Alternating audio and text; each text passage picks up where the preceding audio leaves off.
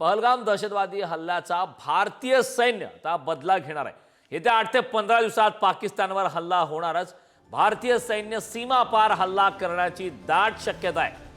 म्हणून पाकिस्तानातील भारताचे माजी उच्चायुक्त अब्दुल बासित यांनी या संदर्भातला अंदाज व्यक्त केला। त्यामुळे पाकड्यांचा आता बदला घेतला जाणार आहे। लवकरच हल्ला होणार अशी सुद्धा माहिती मिळते। या संदर्भात ताजी अपडेट देण्यासाठी आपले प्रतिनिधी शिवाजी काळे आपल्या सोबत जोडले। शिवाजी, पाकड्यांचा बदला घेतला जाणार आहे, लवकरच हल्ला होण्याची शक्यता आहे, काय सविस्तर? अगदी त्या पद्धतीने तयारी देखील भारत नेहमीच सक्षम असतो आणि तयारीत असतो। कारण पाकड्यांचे नापाक जे मनसुबे आहेत ते आतापर्यंत आपण ओळखलेले आहेत।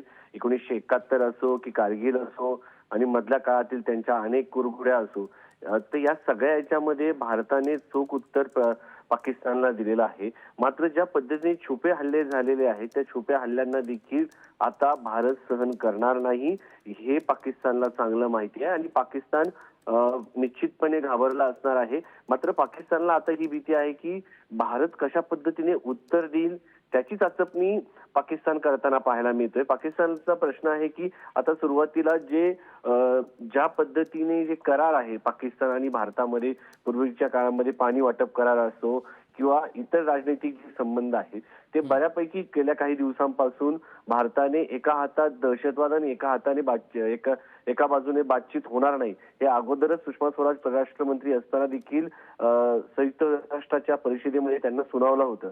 त्यानंतर आता जर आपण पाहिलं तर आता परिस्थिती प्रचंड बदललेली आहे। आपण जम्मू काश्मीरमध्ये परिस्थिती पाहिली तर जम्मू काश्मीरमधील प्रत्येक नागरिकांचं म्हणणं आहे की आम्ही भारतात आहोत, आम्ही वेगळे नाही आहोत।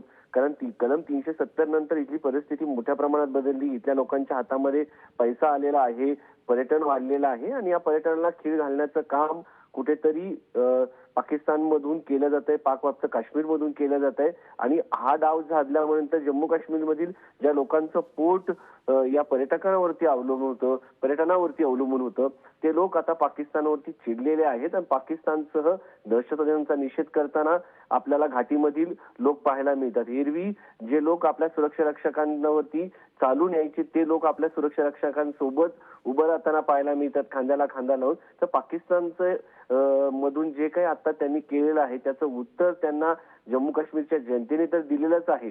त्याचबरोबर आता भारत सरकार देखील त्यांना कठोरात कठोर शिक्षा कशा पद्धतीने केली जाईल आणि ज्या लोकांचा मृत्यू झालाय त्यांना न्याय कसा दिला जाईल हे यातून आता पाहिलं जाणार आहे। त्यामुळे पाकिस्तानला त्यांचं उत्तर हे निश्चितपणे दिलं जाईल। पाकव्याप्त काश्मीरमधून जिथं कारवाया केल्या जातात त्याच ठिकाणी भारत घुसल्याशिवाय राहणार नाही अशी इथल्या अनेक लोकांचं म्हणणं देखील आहे। आणि जर काश्मीर शांत राहायचा असेल, ठेवायचा असेल तर ज्या पाकव्याप्त काश्मीरमधून कारवाया केल्या जातात पीओके मधून त्या ठिकाणी हल्ला जो आहे ते करणं अपेक्षित आहे। दहशतवाद्यांचे स्थळ जे आहेत ते उद्ध्वस्त करणं गरजेचं आहे, जसं सर्जिकल स्ट्राईक मध्ये केलं होतं। आणि आतापर्यंत म्हणजे कोणतंही सरकार असो, काल देखील आपण विरोधी पक्षाने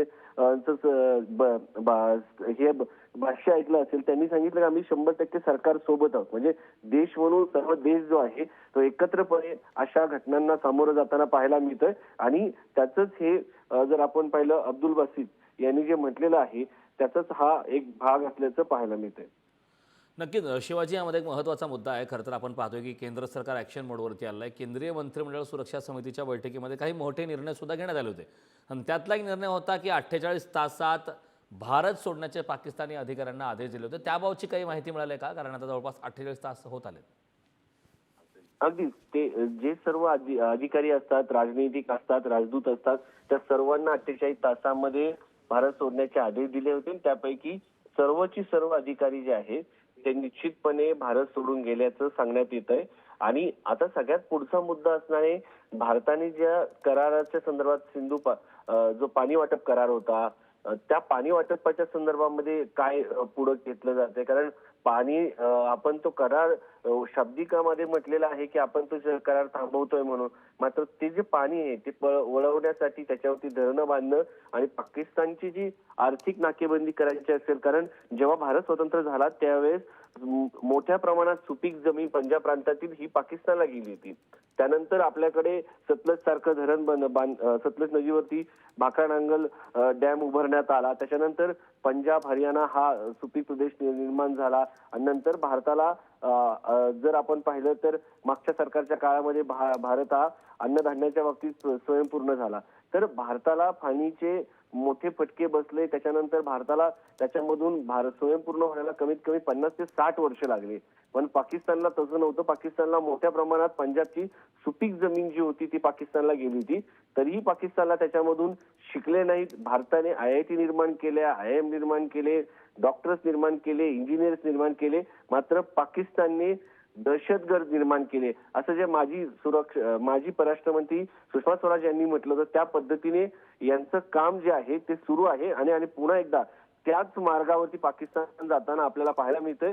त्यामुळं पाकिस्तानला जर धडा शिकवायचा असेल तर पाकिस्तानवरती कठोर कारवाई, त्याची आर्थिक नाकेबंदी असो, राजनैतिक नाकेबंदी असो किंवा सुरक्षा रक्षकांच्या मार्गाने सीमेवरती काही त्यांना शिक्षा करणं असो किंवा पुन्हा एकदा POK स्वतःच्या ताब्यात घेणं असो, ही भारताची दूरदृष्टी योजना आहे आणि भारत ती घेण्यासाठी सातत्यानं प्रयत्नशील असेल. त्याचाच भाग म्हणून अब्दुल साबित यांचं विधान आहे.